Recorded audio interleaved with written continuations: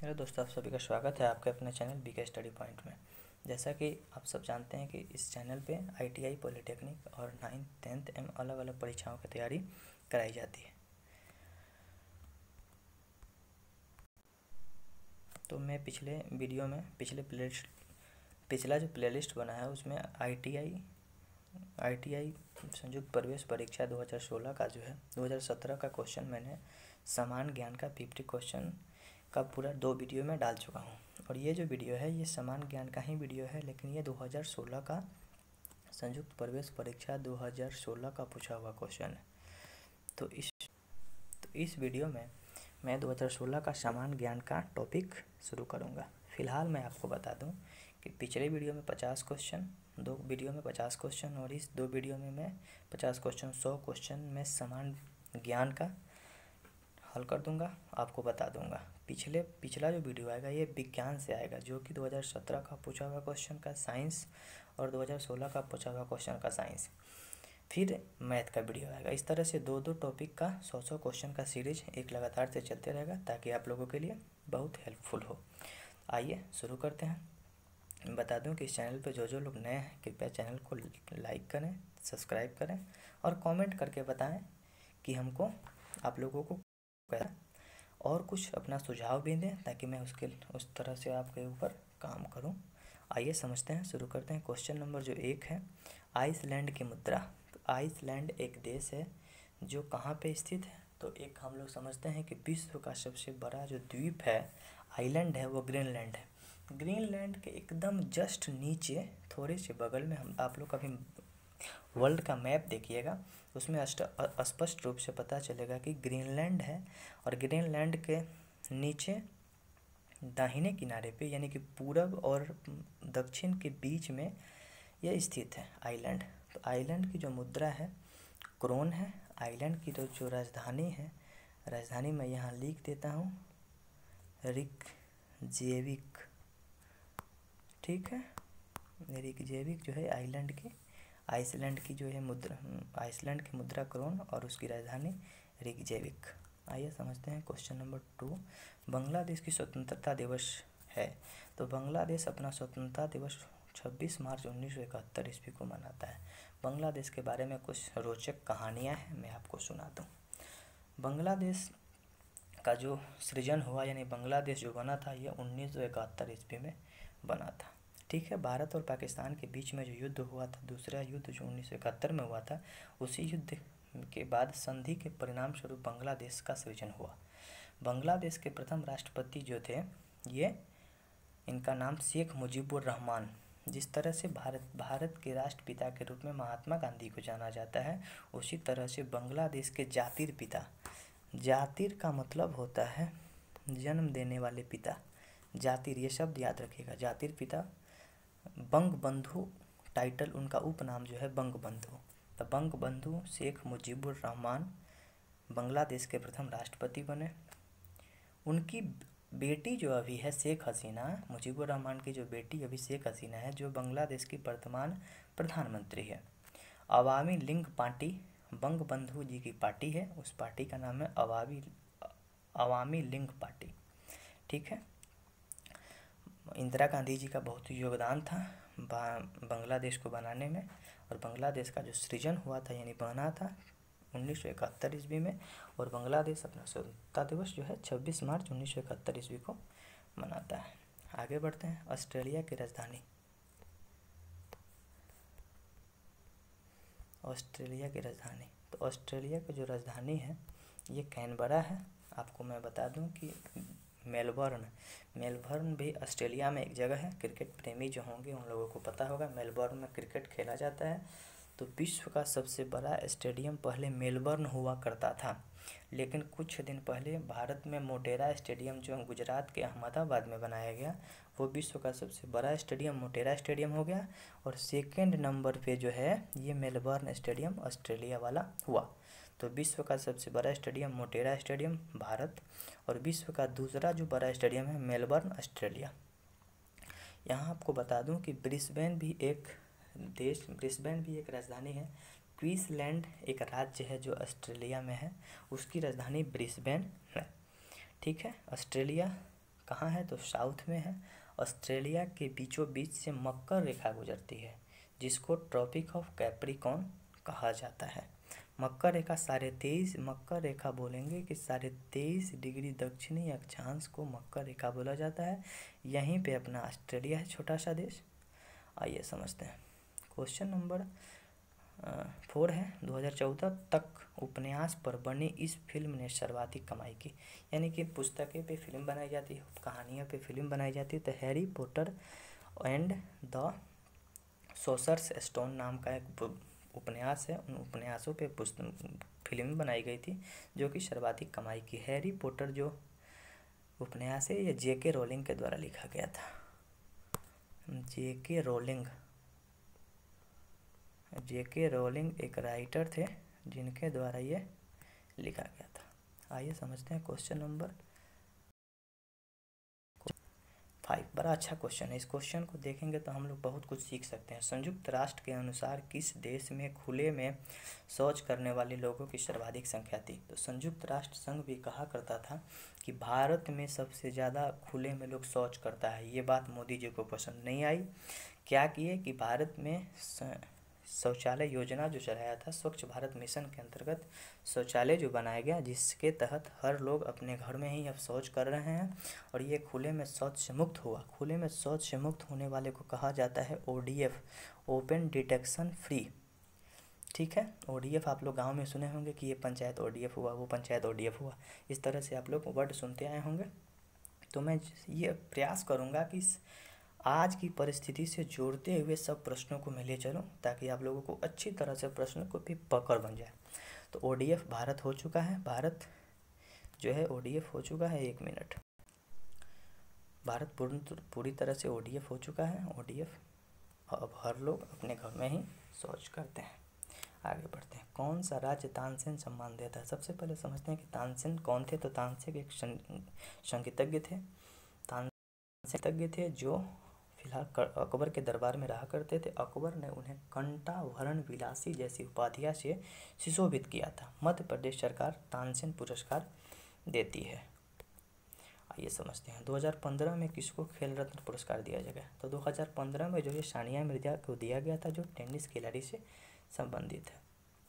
फिलहाल इस 2015 का, ये 2016 का ये प्रीवियस ईयर क्वेश्चन है, तो 2015 का क्वेश्चन पूछा जा रहा है। अभी 2020 के एग्जाम में 2019 का कुछ क्वेश्चन करंट अफेयर से पूछा जाएगा, जो कि मैं आप लोगों को इस श्रृंखला में बताऊंगा। भारतीय चंद्र अभियान का नाम? तो भारत में जो चंद्रमा के ऊपर अभियान चलाया जा रहा है उसको क्या नाम दिया जा रहा है? चंद्रयान। चंद्रयान 1, चंद्रयान 2। आप लोगों को याद होगा कि चंद्रयान 2 अभी हम लोग 22 जुलाई 2019 ईस्वी को कहाँ से भेजे थे? तो श्रीहरिकोटा आंध्र प्रदेश से हम लोग भेजे थे। और चंद्रयान 1 जो है ये 2008 में भेजा गया था और चंद्रयान 2 अभी हाल फिलहाल 2019 में, यानी जुलाई 2019 में आंध्र प्रदेश के श्रीहरिकोटा अंतरिक्ष स्टेशन से भेजा गया। इन जितने भी प्रश्नों में अगर कोई कन्फ्यूजन हो आप लोग कमेंट में लिखिए, मैं उसको अच्छी तरह से अगले वीडियो में डील करके आप लोगों को बताऊंगा। बुकर ऑफ बुकर्स, यानी कि एक बुकर पुरस्कार होता है जो साहित्य के क्षेत्र में दिया जाता है। साहित्य यानी कि कोई पुस्तक लिख रहा है, उन लोगों को ये पुरस्कार जो दी जाती है। तो ये बुकर्स ऑफ बुकर्स पुरस्कार जो है ये अरविंद अडिगा को दिया गया था। अरविंद अडिगा को दिया गया था। अरविंद अडिगा जी का एक पुस्तक था द वाइट टाइगर पुस्तक के लेखक अरविंद अडिगा, जिनको बुकर पुरस्कार 2008 में दिया गया था। सलमान रश्दी यहाँ पे ऑप्शन है। सलमान रश्दी के बारे में देखते हैं कि सलमान रश्दी का बहुत ही इम्पोर्टेंट पुस्तक है मिडनाइट चिल्ड्रन। तो मिडनाइट चिल्ड्रन जो है सलमान रश्दी के द्वारा लिखा गया है। विक्रम सेठ जी का भी बहुत सारा पुस्तक है जो कि चर्चित है, उसके बारे में भी देख लेते हैं। ए सूटेबल बॉय नामक पुस्तक विक्रम सेठ जी के द्वारा लिखा गया है। और द गोल्डन गेट यानी कि गेट और सेठ से याद रखिएगा कि the golden gate Vikram Seth जी के द्वारा लिखा गया है। क्वेश्चन नंबर 10, अल्जीरिया यहाँ पर स्थित है। अल्जीरिया एक देश है जो अफ्रीका महादेश में स्थित है। आपको बता दूं कि अफ्रीका महादेश एक ऐसा महादेश है जहाँ से तीनों रेखा गुजरती है। तीनों रेखा गुजरने का मतलब क्या है कि बीचों बीच से क्या है, विषुवत रेखा। तीनों रेखा गुजरने से क्या है, 1 मिनट, थोड़ी सी हम लोग इसको 1 मिनट,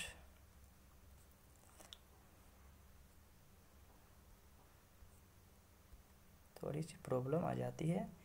ये हम लोगों का पूरा पृथ्वी हुआ, ये विषुवत रेखा हुआ, यहाँ पे कर्क रेखा हुआ, यहाँ पे मकर रेखा हुआ। तो जो अफ्रीका महादेश है ये तीनों में गुजरता है। तो अफ्रीका एक ऐसा महादेश है जहाँ से तीनों रेखा गुजरती है। कौन कौन सा तीनों रेखा, तो भूमध्य रेखा को विषुवत रेखा बोला जाता है, कर्क रेखा 23.5 डिग्री उत्तरी अक्षांश और मकर रेखा 23.5 डिग्री दक्षिणी अक्षांश। इसके बारे में मैं एक प्रॉपर वीडियो लाऊंगा ताकि आपको अच्छी तरह से समझ में आ पाए।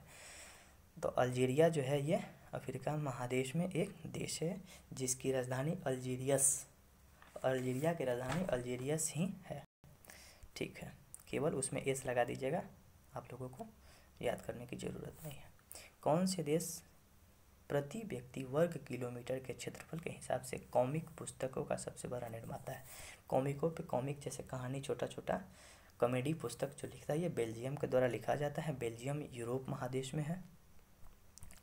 मैं आप ये सबको काहे के लिए बता रहा हूँ, ताकि आप मैप देखें कभी तो ये सब जो देश है आसानी से आप सब खोज पाएँ। मैप आप ज़रूर अपने रूम में रखिएगा ताकि आप लोग को समझ विकसित हो और पता चले कि कौन सा देश कहाँ है, कौन से देश के बगल में कौन सा देश है। इस तरह से बहुत सारा क्वेश्चन पे क्वेश्चन क्लियर होता है, प्रश्न से प्रश्न बना। इसलिए तो हम ऑप्शन पे भी चर्चा करते हैं, ताकि क्वेश्चन तो वो हो सकता है कि नहीं आए, लेकिन ऑप्शन से रिलेट करके प्रश्न आ सकता है आने वाले एग्जाम में।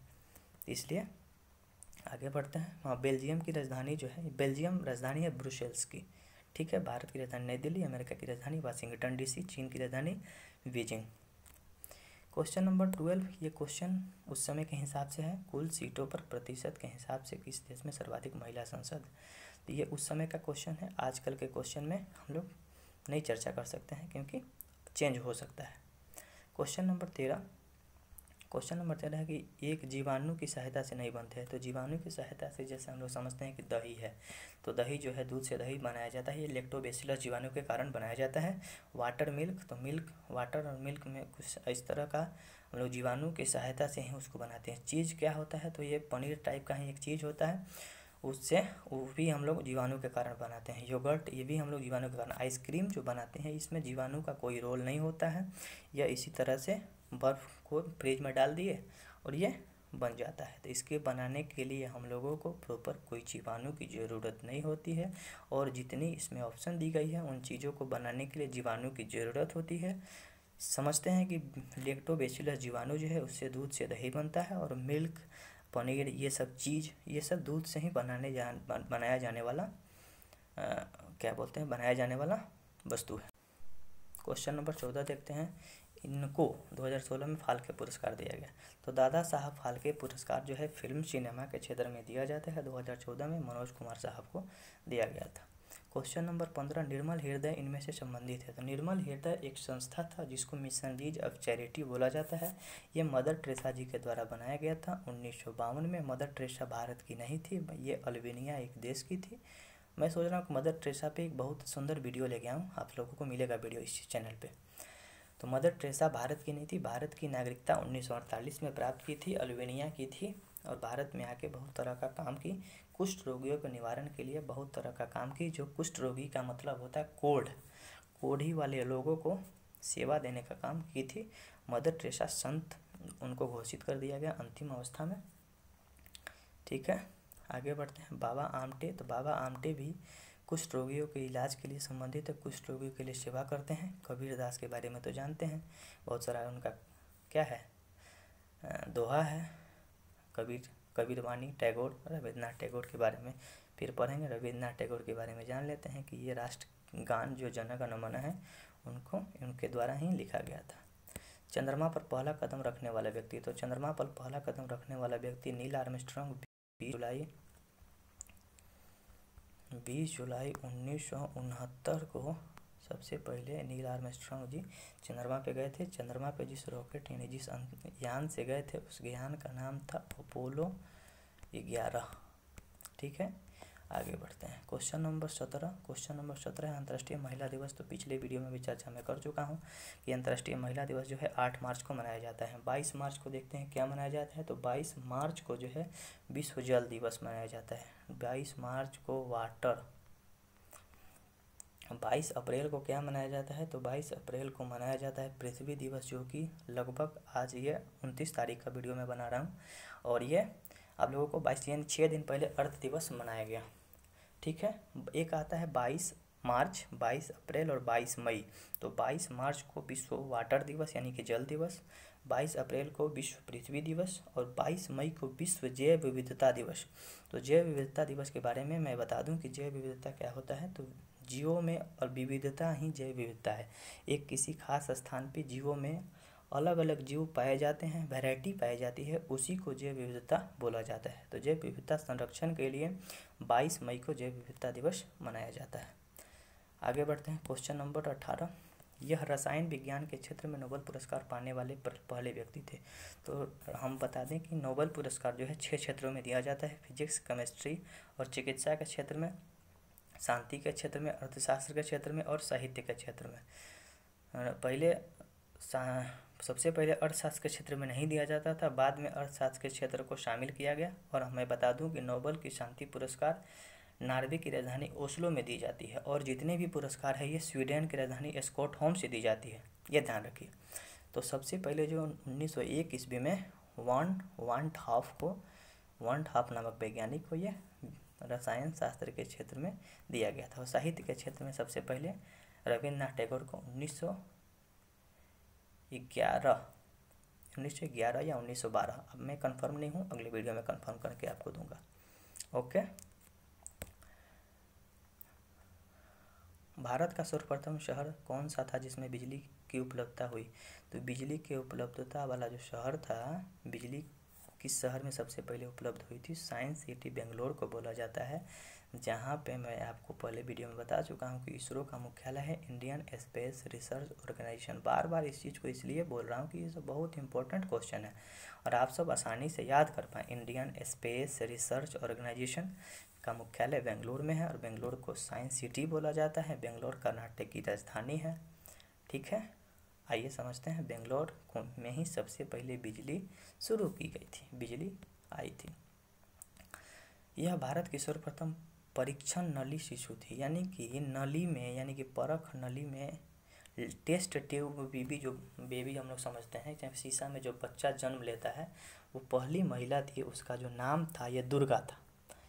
पूरा नाम इनका जो था, ये जो छोटी बच्ची जो जन्म लेती परख नली में यानी परीक्षण नली में जो बेबी जन्म ली थी, ये ली हुई थी 3 अक्टूबर